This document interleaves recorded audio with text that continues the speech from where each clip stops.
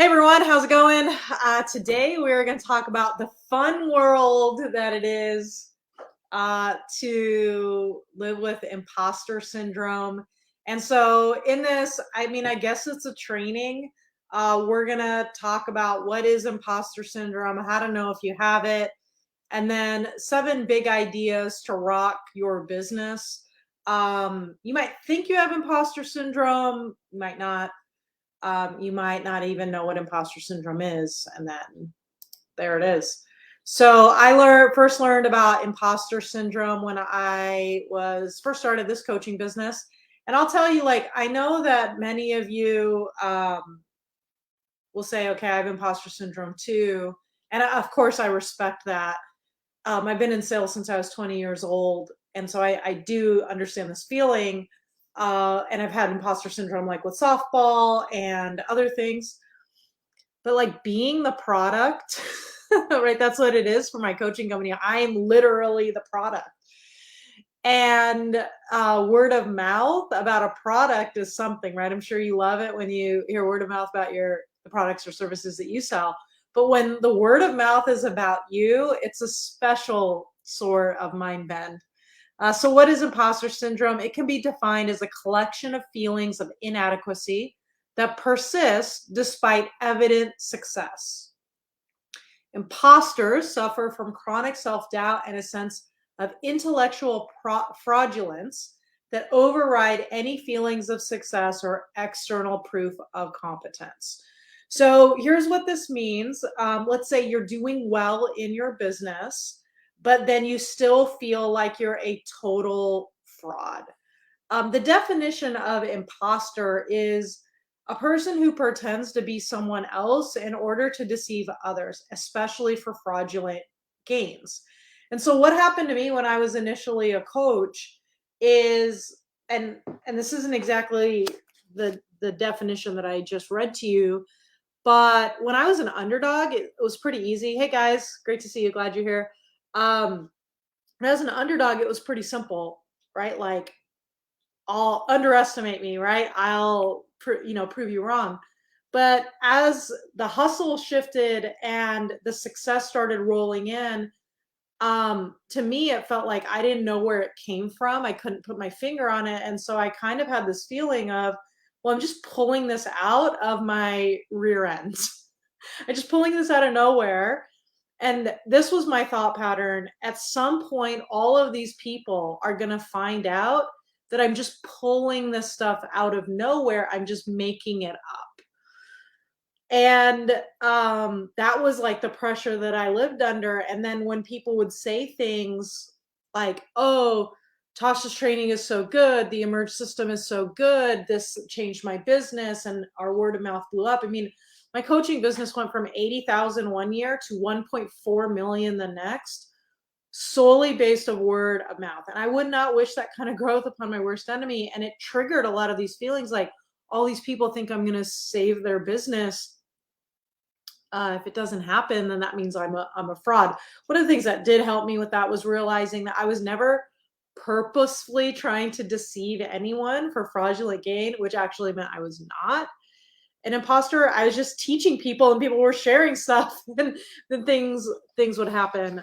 What's really interesting in my research on imposter syndrome and trying to figure it out and how to live with it, I wrote a whole chapter on it in my book, Customer First. If you don't have this book, let me know in the chat. We can get you a free PDF or the link to Amazon. But there's 4 sections. One is the customer first philosophy. One is the sales part, like what to say. One is customer first leadership. And this last section is on your ego last. So our philosophy is customer first, team second, ego third. And the ego third section, there's a whole chapter on this. And I did some research and realized that actually imposter syndrome is most prevalent in successful women. And one of the things that makes imposter syndrome tricky is this idea of expert intuition. Because I couldn't explain my secret sauce, I just kind of made it. It felt like it was just made up. And so this expert intuition, when someone asked me, well, what would you say in this situation? And maybe I hadn't been in that situation before, but because I'd been in the sales and leadership world for so long, I just like say, well, let's try this. And then it would work. And then I started to like every once in a while, like think that was just a fluke and someone was going to find out. So this is imposter syndrome. This is really hard. And it can be debilitating. At least it was for me. If you search any of the groups, you search the word rash, like I actually had a rash all through like my chest and here, and I had like 40 milligrams of prednisone trying to keep it down. And a lot of it is because of like the stress and the anxiety and the performance anxiety around like being found out to be a fraud, right? So this is when you have success and you really don't think you deserve it, and it's going to go away because you did something, like you tricked everyone. But it's usually because of expert intuition. And so what I want to give you guys is an idea of what imposter syndrome is. And then I'm going to share with you the 7 ideas that I wrote about. And if you want more, you can just let me know, get the book. All right. The first big idea that I want to share with you, if you struggle with this, or you have a team member that struggles with this, you also might have leaders that struggle with this, and I'll explain why shortly. The first thing to understand is it was normal. Imposter syndrome is normal. I had no idea that this was a thing. You'll hear it sometimes called in the sports world the sophomore jinx. But realizing that I always like rose to the top pretty quickly and then fell. And then rose and then fell. And once my business coach put a name on it and I like did a TED talk, so I was like, oh my gosh, like this is an actual thing. It made me feel really a lot more normal. So the first big idea is, if this is you, I want to let you know it's normal. And one of the things my coach shared with me is that the more successful you are, the worse imposter syndrome gets, just because, right? Like the reputation changes. So for me, what's always been hard is living up to my own reputation, not trying to compare myself to others, but comparing myself to what people might think about me. Which of course, they're seeing one side of me, and then I, of course, know the flaws. And so I'm like, well, this is tricky, right? So first idea is that it's normal. When I realized it was normal and I knew what it was, I was like, oh, you're imposter syndrome. Like, sit down, have a beer, hang out, and then you need to leave. And I was able to let it pass. So that's big idea number 1. It's normal. And if you guys are watching this live, I know some of you guys are just catching the replay. If you're catching this on Facebook, I would love to hear like what your takeaways are as we're going through this. Or you're welcome to share this with others if you think it'll be helpful for them, or invite them to the group. Second one is acknowledge your imperfections. Being imperfect does not mean that you are a fraud. Or like for me, I had my direct sales leadership experience in my 20s, went into corporate America. That was the right decision for me at the time. And so sometimes I felt like an imposter, coaching network marketers, but I just like acknowledge that like that's just part of it. I wasn't fooling anyone. I wasn't lying to anyone. Anytime I meet someone, I let them know up front, like I do not have an active network marketing business. Here's my background. If you're cool with that, we'll keep going. If you're not cool with that, then that's fine. That's just really who I am. I also think that we are all imperfect. I do not think that we should try to present as perfect, but we can present as experts in our field. We can present as knowledgeable in the things we're knowledgeable without claiming perfection. So acknowledge the imperfections. And for me, I will just say them like out loud. There's a significant research saying that exposing the chinks in your armor increases trust. So like, yes, I have a lot of experience. Yes, I have what people might consider like a famous client list. Like those things are all true. I have good education. I also have performance anxiety. I also get stressed out when I have too many things to do, and my nervous system will like shut down. I don't help stress. I mean, maybe well, I don't know how you guys would describe holding it together well, but it knocks me off a little bit, right? Like there are things that I'm not good at, like thinking efficiently versus this could be epic, right? So learning what my flaws are helped me to understand that isn't the same as being an imposter. Okay, number 3, big idea number 3 is deconstruct success. This is super important. As business owners, we'll make stuff happen. Leaders especially, listen to this. We'll make stuff happen, and if something doesn't happen, we look at what went wrong. So today is September 1st, the time I'm recording this. Don't know when you're watching it. Let's say you had a bad August. You probably are going, what happened in August? You're making a list of all the things that went wrong. My question, and how it went wrong, and taking responsibility for that, which I think you need to do. But what if you had a good August? Are you writing down all the things went right, and what did you do to create this? When I coach leaders, especially in the like 300K per year and above, I find this to be the biggest gap. They're like, go, go, go, go, go. And if something goes wrong, they analyze the problem and then they fix it. But when something goes right, they have no idea why. And so what happens is they'll do good stuff. They'll have no idea why. And then they'll just keep going.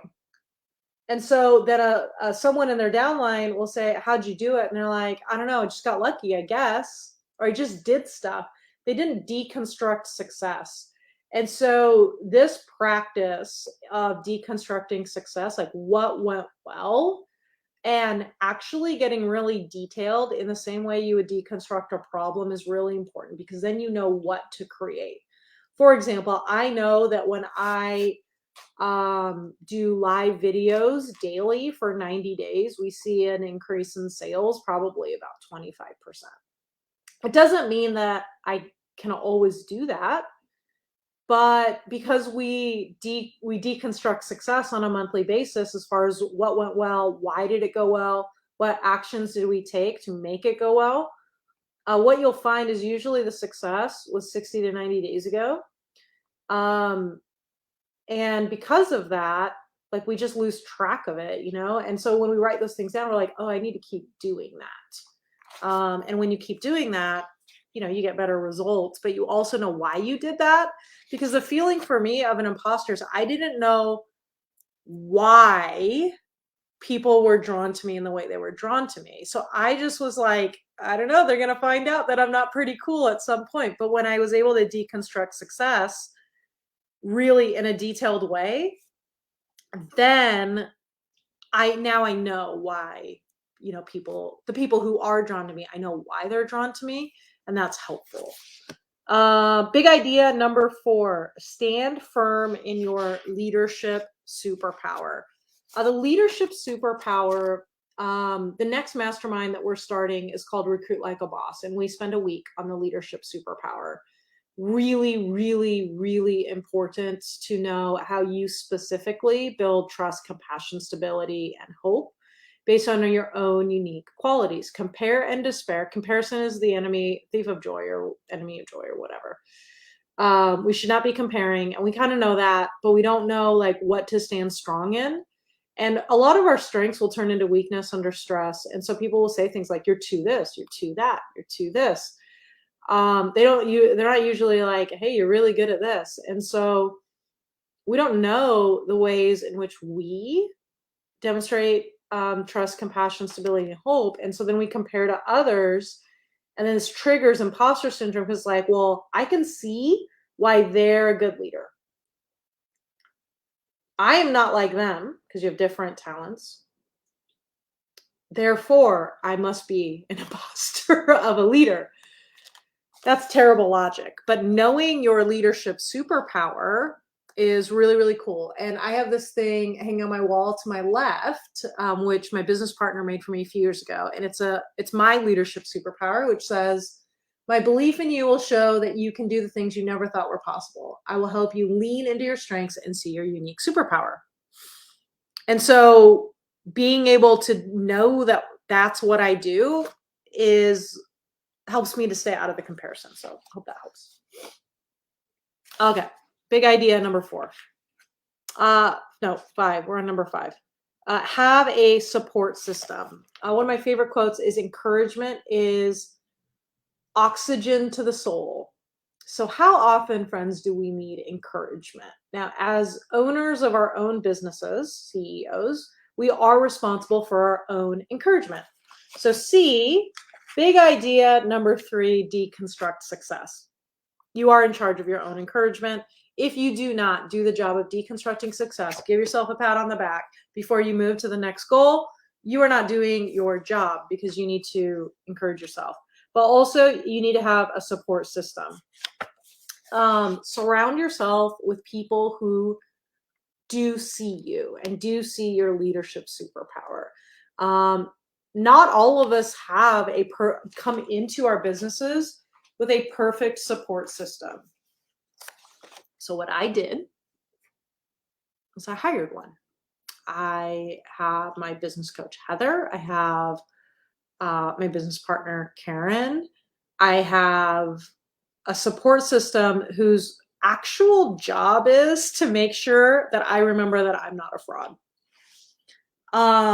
I believe that this is an important investment. I don't want to put that on my friends. I don't want to put that on my husband. It's not my kids' responsibility. It's not even your responsibility as my audience or my clients or whatever you want to call our relationship. It's important that I have a support system who is there to encourage me. So when I'm like, oh my gosh, I don't even know, what am I even doing? Like, does any of this even work? These are real feelings that I have. It doesn't change the results that our clients get. These are just all in my head and in my body. I'll get texts from Karen that are like, here are 3 success stories. Stop it. Right? Or just maybe even someone to listen to. So make sure you have a support system. If you don't have a support system, I think it's really easy to get caught up and drown in our own situation. Big idea number 6 is believe the people who believe in you. There's a specific instance of this. It was back in August of 2017. And this is when I met my first $1 million earner client. And so I was doing my thing, my second year of business, and we're training people. And how the story happened is actually pretty funny. This big leader, high up leader, actually unsubscribed or had bought our online course. And then my ops manager said, reach out to this person. Then I saw she unsubscribed. She had 2 emails. That's why. And then I was scared. And then I dialed all of her numbers except for one. And then I got nervous. And then I just sent an email like, hey, I saw you bought the course. Let me know if there's anything we can do. And I got an email back 30 minutes later and said, I'm with my sister-in-law right now. And we were wondering, I wonder if we could get this Tasha Smith to fly out to our next retreat. And she's like, I'm really close to LA, which is like, basically she's 75 minutes from my house. And I was like, well, that's just a short drive.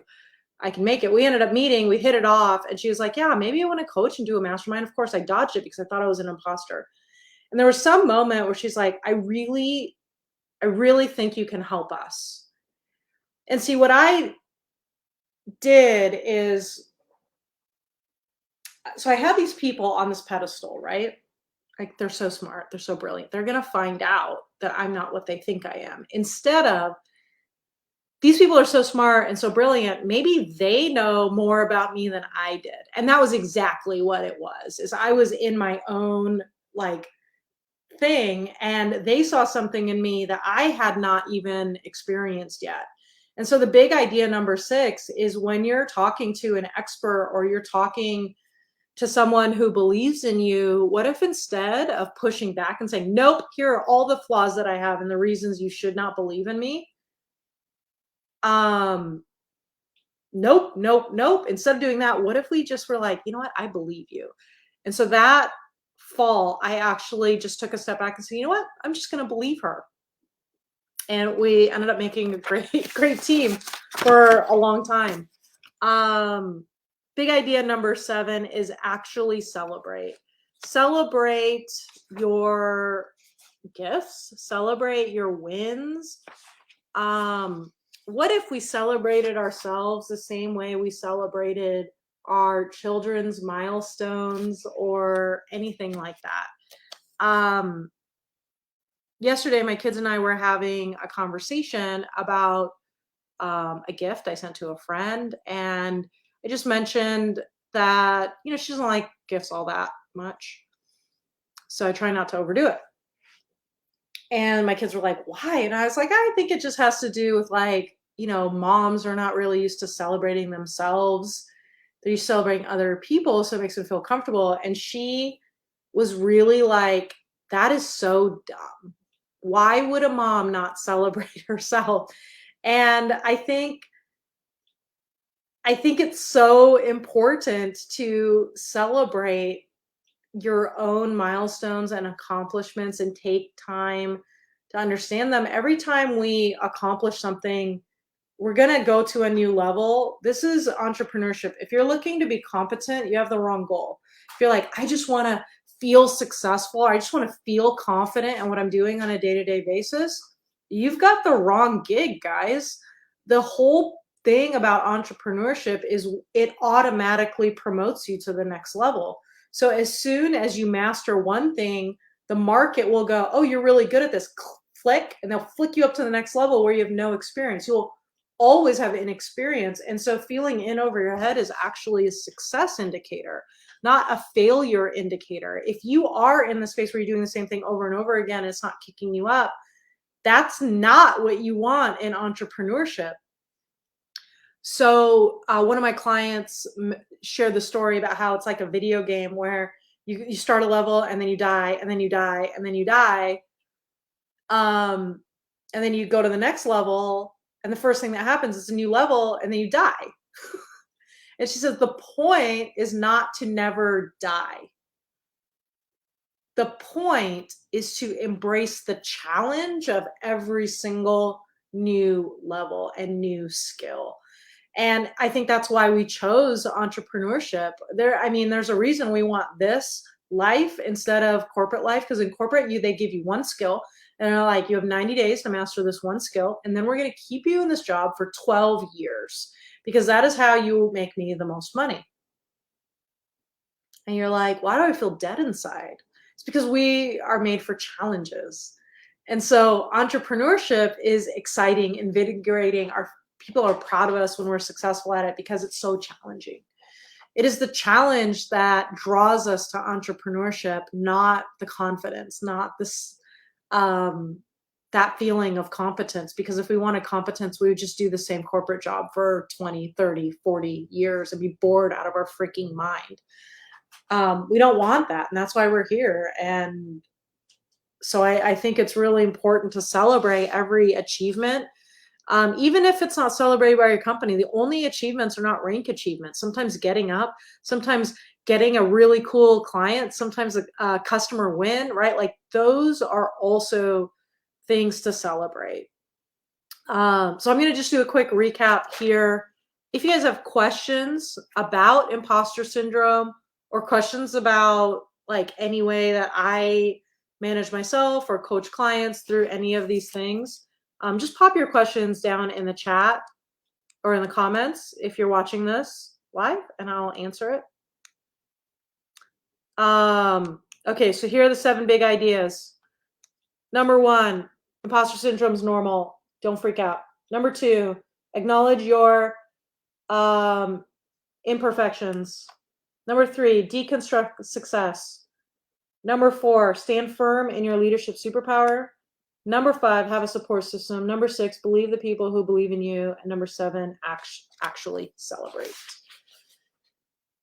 Oh, impact section of the planner. So that's it. Funny you mentioned that. Tomorrow I actually am planning on writing a post to see if our community could start celebrating what I call Impact Friday. So stay tuned for that. Imposter syndrome is when you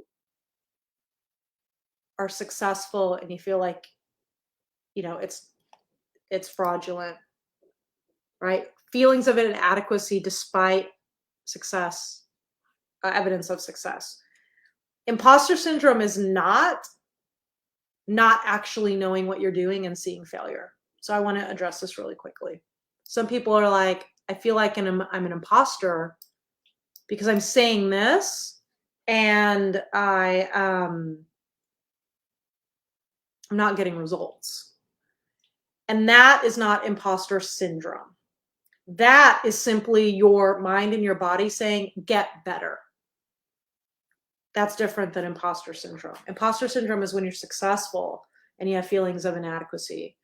Um, the need to get better, to increase your skill level, is when you are not getting results and therefore have feelings of inadequacy. The last thought that just came to mind, and I'm going to go for it right now, is this idea of promoting the business when you're not successful.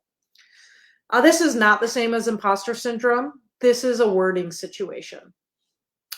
Just because I don't wear high heels doesn't mean you won't like high heels. Just because I don't want to eat salads doesn't mean I can't tell you where the best salad is. Also, everybody has their journey. And so if you're in a situation where you're newer to the business or not exactly getting the breakout results that you know are possible, and so then you're having problems recruiting, first of all, this is exactly what Recruit Like a Boss is for. So that mastermind, I think, is in the middle of October. If you want details on that, let me know. But the other part of that whole thing is just don't lie, right?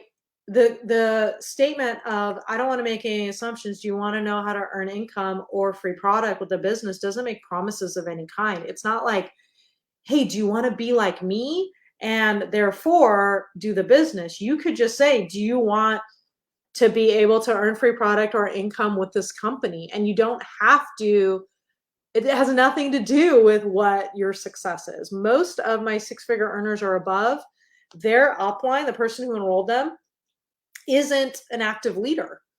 They just were like doing stuff and were like, you want to do this too? And then they caught it and they ran with it. Obviously, being a responsible leader and mentor is a good thing. I'm not advocating not to be a responsible mentor. I'm just saying that's not the same as imposter syndrome. If you guys have any questions, I'm going to go through. I see that one of my clients is like talking to me in the thing, but I cannot see how it shows up here. So what went well really changed my business. It doesn't say who you are on the StreamYard thing. So I'll check it in the Facebook comments. Customer testimonials, love it. And then I have this inaccurate perception that I need to learn more before I can do the next big thing. And it's not true. Maybe. It just depends on what your next big thing is. So the way I look at the next big thing is I say, okay, what is the action that I need to take? And then therefore, what do I need to know in order to take that action? So I think next week, I might regret this. I'm going to start a TikTok channel because I started doing Reels. I don't know everything about TikTok and I don't need that to start. So if I look at TikTok, what do I need to know in order to do the next thing for TikTok? Well, in order to open a TikTok account, I need to know what the website is. So then I go and I do that. In order to figure out what I want my name to be, I actually have no idea. So I'm going to do a poll on my personal page and probably in our groups to see what should our business name be, because I can't use like the whole thing. Then I need to know how to upload a reel. Luckily, I've done a few already. So I might do a Google search for how to upload a reel. So I'm breaking it down in these little micro actions. And so I'm like, what's the next action I need to take? What do I need to learn in order to do that? Do that. Then the next action, then what do I need to learn in order to do that? I actually don't do very much at all.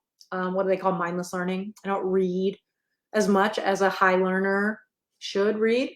And it's because I'll get caught in that loop. I just look at, what is my goal? What are the actions I need to take? And therefore, what training do I need in order to be able to take that action? I decide on the actions before the learning. I don't know if that's helpful for you guys.